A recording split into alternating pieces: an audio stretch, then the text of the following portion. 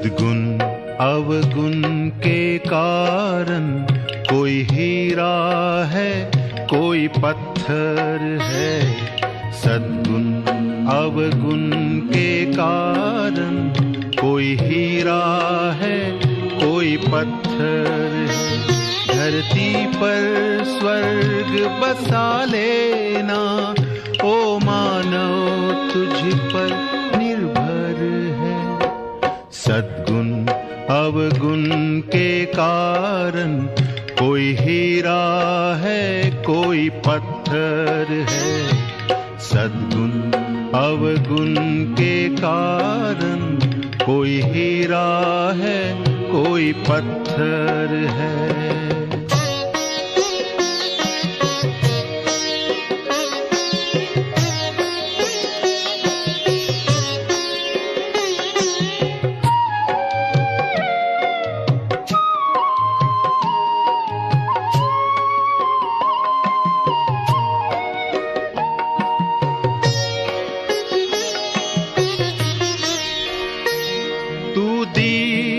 दीप जलाता चल, तू सबको गले लगाता चल।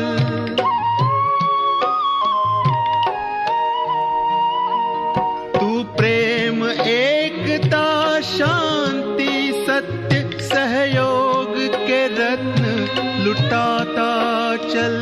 गुण ही गुण भरे पड़े तुझ में, अंतर तेरा रत्नाकर है।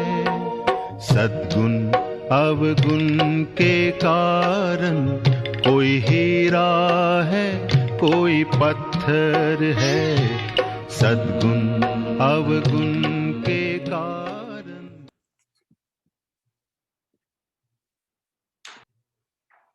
ओम शांति। आज 20 नवंबर 2020 की वाणी। बाबा के मधुर महावाक्य। मीठे बच्चे, तुम अभी बिल्कुल षड़पंथ यानी किनारे पर खड़े हो। तुम्हें अब इस पार से उस पार जाना है, घर जाने की तैयारी करनी है। प्रश्न, कौन सी एक बात याद रखो तो अवस्था अचल अडोल बन जाएगी? उत्तर, पास्ट इज पास्ट। बीती का चिंतन नहीं करना है, आगे बढ़ते जाना है। सदा एक की तरफ देखते रहो तो अवस्था अचल अडोल हो जाएगी। तुमने अब कलयुग की हद छोड़ दी, फिर पिछाड़ी की ओर क्यों देखते हो? उसमें बुद्धि जरा भी न जाए, यही है सूक्ष्म पढ़ाई। ओम शांति। दिन बदलते जाते हैं, टाइम पास होता जाता है। विचार करो, सतयुग से लेकर टाइम पास होते होते अभी आकर कलयुग के भी किनारे पर खड़े हैं। यह सतयुग त्रेता द्वापर कलयुग का चक्र भी जैसे कि मॉडल है। सृष्टि तो बड़ी लंबी चौड़ी है, उसके मॉडल रूप को बच्चों ने जान लिया है। आगे यह पता नहीं था कि अब कलयुग पूरा होता है, अब मालूम पड़ा है। तो बच्चों को भी बुद्धि से सतयुग से लेकर चक्र लगाएं। कलयुग के अंत में किनारे पर आकर ठहरना चाहिए। समझना चाहिए, टिक टिक होती रहती है, ड्रामा फिरता रहता है। बाकी क्या हिसाब रहा होगा? जरा सा रहा होगा, आगे पता नहीं था। अभी बाप ने समझाया है, बाकी कोना आकर रहा है। इस दुनिया से उस दुनिया में जाने का अभी बाकी थोड़ा समय है। यह ज्ञान भी अभी मिला है। हम सतयुग से लेकर चक्र लगाते लगाते अब कलयुग अंत में आकर पहुंचे हैं। अब फिर वापस जाना है। आने का और निकलने का गेट होता है ना, यह भी ऐसे है।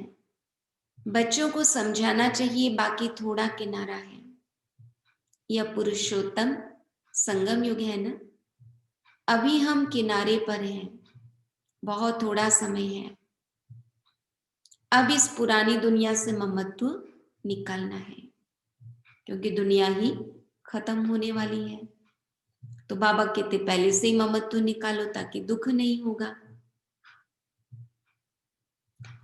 अब तो नई दुनिया में जाना है। समझानी तो बड़ी सहज मिलती है, यह बुद्धि में रखना चाहिए, चक्र बुद्धि में फिरना चाहिए। अभी तुम कलयुग में नहीं हो। बाबा कहते तुमने इस हद को छोड़ दिया है, फिर उस तरफ वालों को याद क्यों करना चाहिए? तुम अभी कलयुग में नहीं हो, तुमने इस हद को छोड़ दिया है, फिर उस तरफ वालों को याद क्यों करना चाहिए, जबकि छोड़ दिया है पुरानी दुनिया को। हम पुरुषोत्तम संगम युग पर हैं, फिर पिछाड़ी में देखें भी क्यों? बुद्धि योग विकारी दुनिया से क्यों लगाएं? यह बड़ी सूक्ष्म बातें हैं। बाबा जानते हैं कोई कोई तो रुपये से एक आना भी समझते नहीं है, सुना और भूल जाते हैं। तुमको पिछाड़ी तरफ नहीं देखना है, बुद्धि से काम लेना है ना। हम पार निकल गए, फिर पिछाड़ी में देखे ही क्यों? Past is past. बाप कहते हैं कितनी महीन बातें समझाते हैं, फिर भी बच्चों का कांध पिछाड़ी में क्यों लटका रहता है? बाबा कहते पीछे देखो ही नहीं मुड़ के, कलयुग तरफ लटका हुआ है। बाप कहते हैं कांध इस तरफ कर दो। वह पुरानी दुनिया तुम्हारे काम की चीज नहीं है। बाबा पुरानी दुनिया से वैराग्य दिलाते हैं। नई दुनिया सामने खड़ी है, पुरानी दुनिया से वैराग्य। विचार करो, ऐसी हमारी अवस्था है। बाप कहते हैं पास्ट इज पास्ट। बीती बात को चितवो नहीं, पुरानी दुनिया में कोई आश नहीं रखो। बाबा कहते अच्छा खाना पहनना कुछ भी आश पुरानी दुनिया में नहीं रखनी है। अब तो एक ही ऊंच आश रखनी है, हम चले सुखधाम। बुद्धि में सुखधाम ही याद रहना चाहिए, पिछाड़ी में क्यों फिरना चाहिए? परंतु बहुतों की पीठ मुड़ जाती है। तुम अभी हो पुरुषोत्तम संगम युग पर, पुरानी दुनिया से किनारा कर लिया है। यह समझ की बात है ना, कहाँ ठहरना नहीं है, कहाँ देखना नहीं है, बीती को याद नहीं करना है। बाप कहते हैं आगे बढ़ते जाओ, पिछाड़ी को नहीं देखो, एक तरफ ही देखते रहो, तभी अचल स्थिर अडोल अवस्था रह सकती है। उस तरफ देखते रहेंगे तो पुरानी दुनिया के मित्र संबंधी आदि याद पड़ते रहेंगे। नंबरवार तो है ना, आज देखो तो बहुत अच्छा चल रहा है, कल गिरा तो दिल एकदम हट जाती है। ऐसी ग्रहचारी बैठ जाती है जो मुरली सुनने पर भी दिल नहीं होती। विचार करो, ऐसे होता है ना। बाप कहते हैं तुम अभी संगम पर खड़े हो तो रुख आगे रखना चाहिए। आगे है नई दुनिया, तभी खुशी होगी। अब बाकी षडपंथ बहुत समीप किनारे पर है। कहते हैं ना, अभी तो अपने देश के झाड़ देखने में आते हैं, आवाज करो तो झट वह सुनेंगे। षडपंथ अर्थात बिल्कुल सामने है। तुम याद करते हो और देवताएं आ जाते हैं, आगे थोड़ी आते थे। सूक्ष्म वतन में ससुर घर वाले आते थे क्या? अब तो पियर घर, और ससुर घर वाले जाकर मिलते हैं। फिर भी बच्चे चलते चलते भूल जाते हैं, है ना। ऊपर से शिव बाबा आते हैं और यहाँ वाली आत्माएं भी सूक्ष्म वतन में इमर्ज होती हैं। बुद्धि योग पिछाड़ी में हट जाता है। बाप कहते हैं तुम सबका यह अंतिम जन्म है, तुम्हें पीछे नहीं हटना है, अब पार होना है, इस तरफ से उस तरफ जाना है। मौत भी नजदीक होता जाता है, बाकी सिर्फ कदम भरना है। नाव किनारे आती है तो उस तरफ कदम उठाना पड़ता है ना। तुम बच्चों को खड़ा होना है किनारे पर। बाबा कहते तुम्हारी बुद्धि में है आत्माएं जाती हैं अपने स्वीट होम। यह याद रहने से भी खुशी तुमको अचल अडोल बना देगी। यही विचार सागर मंथन करते रहना है। यह है बुद्धि का काम। बुद्धि की बात हम आत्मा जा रही है। अब बाकी नजदीक षड़पंथ पर है, बाकी थोड़ा समय है। इसको ही याद की यात्रा कहा जाता है। यह भी भूल जाते हैं, चार्ट लिखना भी भूल जाते हैं। अपने दिल पर हाथ रखकर देखो। बाबा जो कहते हैं कि अपने को ऐसे समझो हम नजदीक षड़पंथ पर खड़े हैं, ऐसी अवस्था हमारी है। बाबा कहते चेक करो। बुद्धि में एक बाबा ही याद हो। बाबा याद की यात्रा भिन्न भिन्न प्रकार से सिखलाते रहते हैं। इस याद की यात्रा में ही मस्त रहना है।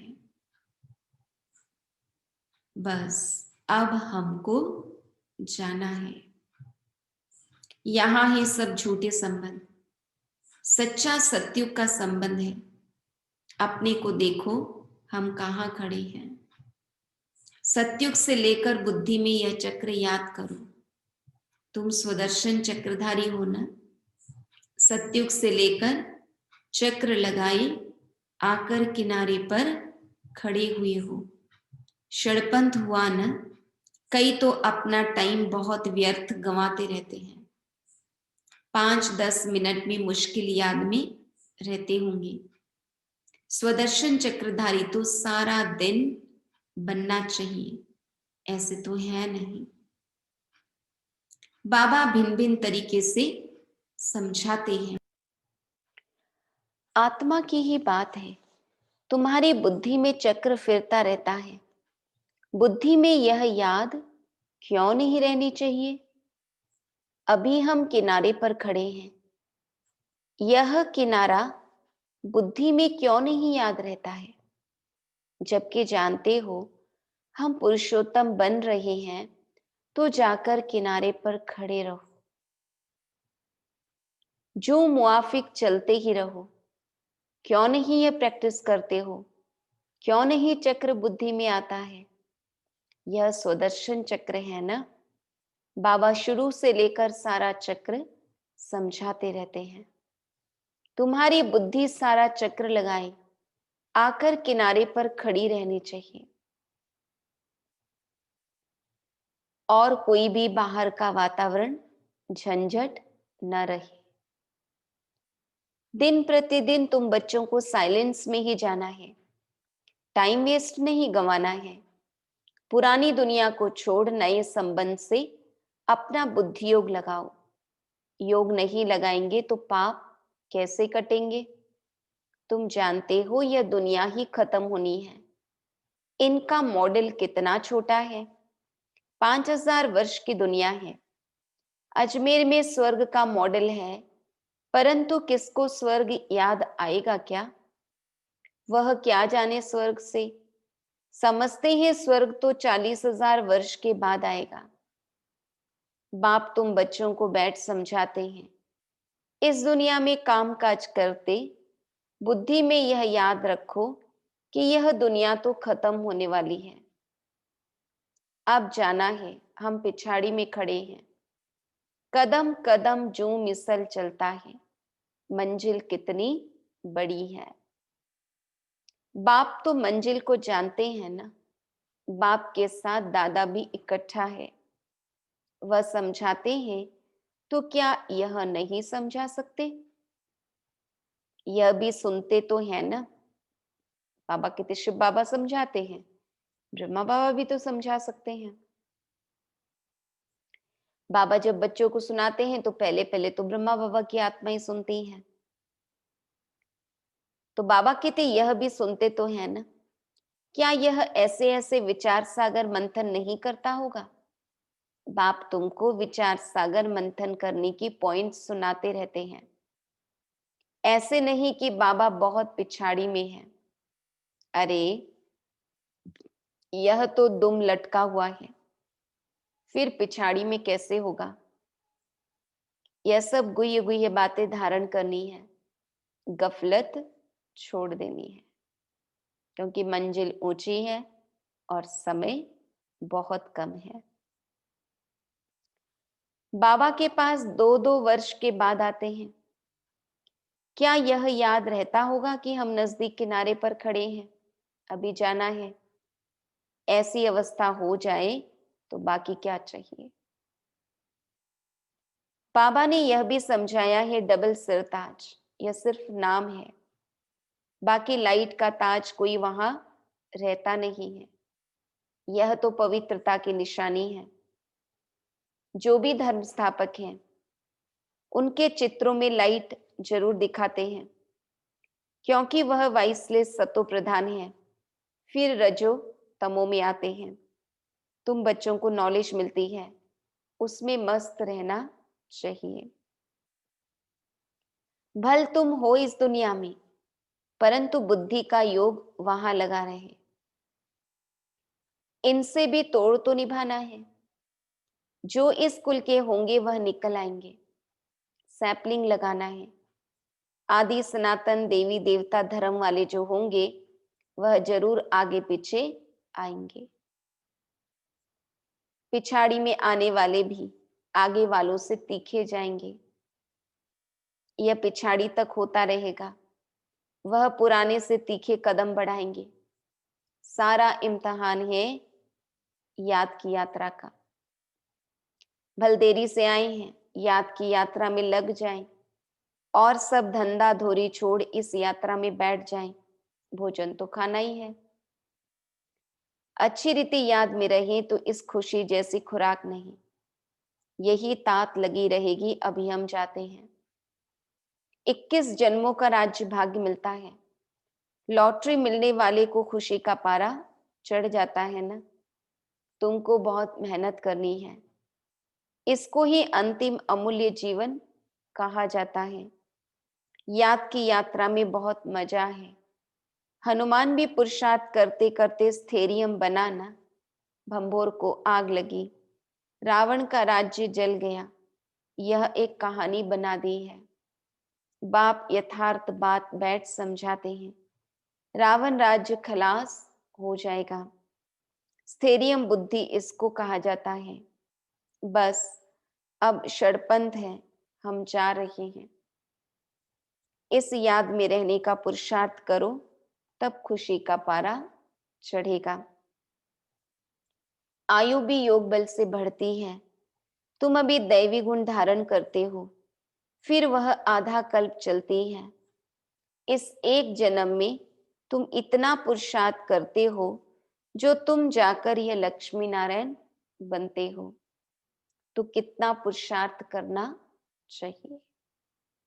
एक जन्म के पुरुषार्थ से लक्ष्मी नारायण बने। 21 जन्मों की प्रालब्ध, पूरे 84 जन्म की प्रालब्ध कहे। जिस पुरुषार्थ से मिले तो वो पुरुषार्थ कितना ध्यान से करना चाहिए। इसमें गफलत व टाइम वेस्ट नहीं करना चाहिए। जो करेगा सो पाएगा। बाबा तो रास्ता बताते हैं। करना नहीं करना हमारे ऊपर।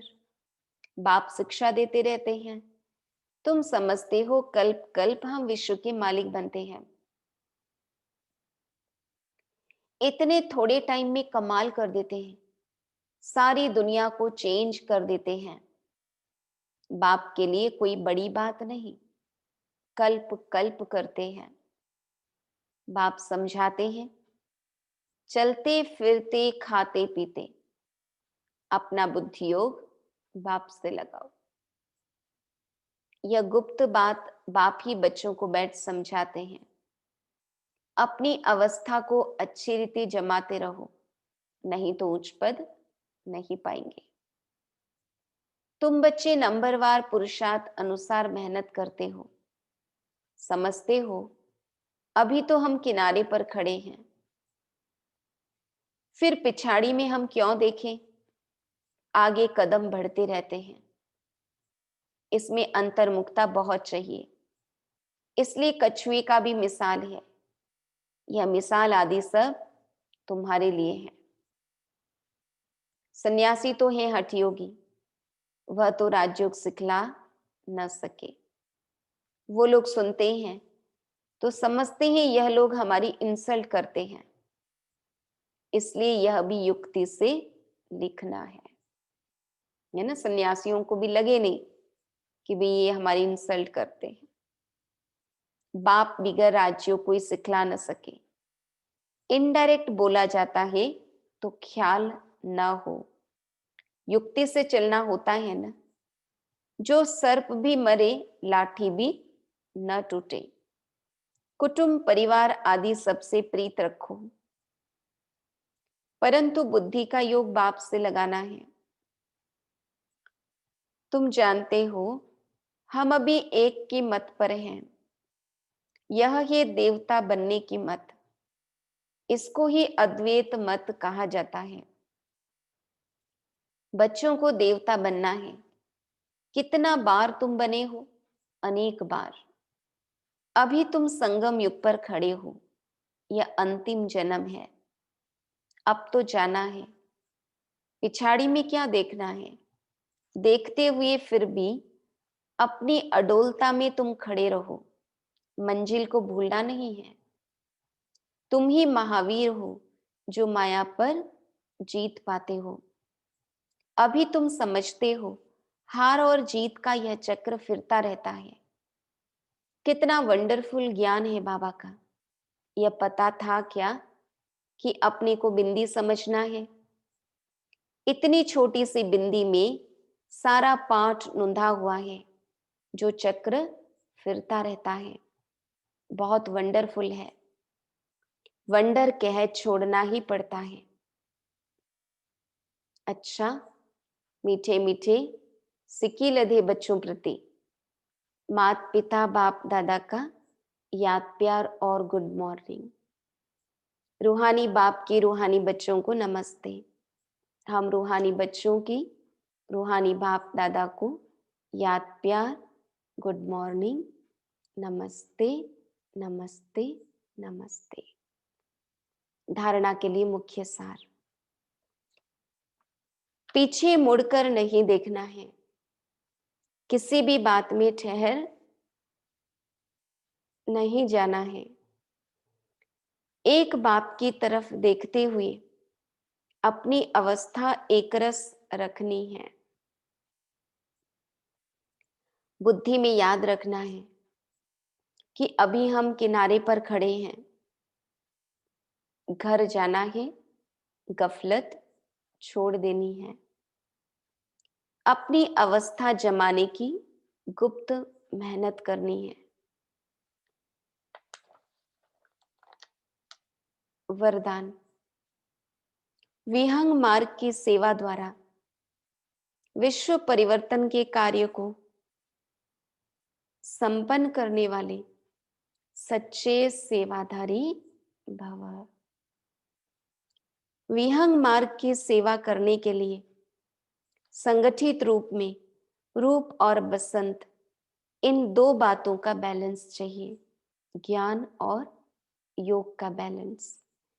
जैसे बसंत रूप से एक समय पर अनेक आत्माओं को संदेश देने का कार्य करते हो, ऐसे ही रूप अर्थात याद बल द्वारा, श्रेष्ठ संकल्प के बल द्वारा विहंग मार्ग की सर्विस करो। इसकी भी इन्वेंशन निकालो। साथ साथ संगठित रूप में दृढ़ संकल्प से पुराने संस्कार, स्वभाव व पुरानी चलन के तिल व जौ यज्ञ में स्वाहा करो। जौ तिल स्वाहा करते हैं ना, तो बाबा कहते पुराने संस्कार, स्वभाव, पुराने चलन रूपी जौ तिल स्वाहा करो, तब विश्व परिवर्तन का कार्य संपन्न होगा अथवा यज्ञ की समाप्ति होगी।